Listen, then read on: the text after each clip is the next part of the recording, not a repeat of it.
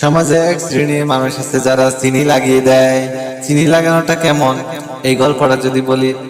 একদিন একটা একদিন একটা শয়তান করলো কি, দেয়ালের মধ্যে একটু মধু মাখিয়ে দিল বা চিনি মাখিয়ে দিল। ওই চিনিটি দেখার পরে মাছি এখানে ছুটে গেল। মাছি এখানে ছুটে যাওয়ার পর একটা টিকটিকি ওটা মাছির উপর ঝাঁপিয়ে পড়লো। ঝাঁপিয়ে পড়া দেখে আর একটা বিড়াল এসে ঝাঁপিয়ে পড়লো। ওই বিড়ালটা ঝাঁপিয়ে পড়া দেখে একটা কুকুর এসে ঝাঁপিয়ে পড়লো।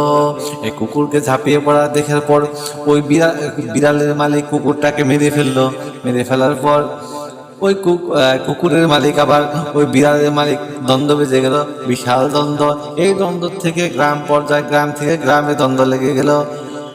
এখন শয়তান বলল, আমি তো কিছুই করিনি, আমি তো শুধু একটু মধু লাগিয়ে দিয়েছি। এখানে সাবধান, এই মধু লাগান থেকে সাবধান থাকবেন সবাই। আর যারা মধু লাগায় এদেরকে চিহ্নিত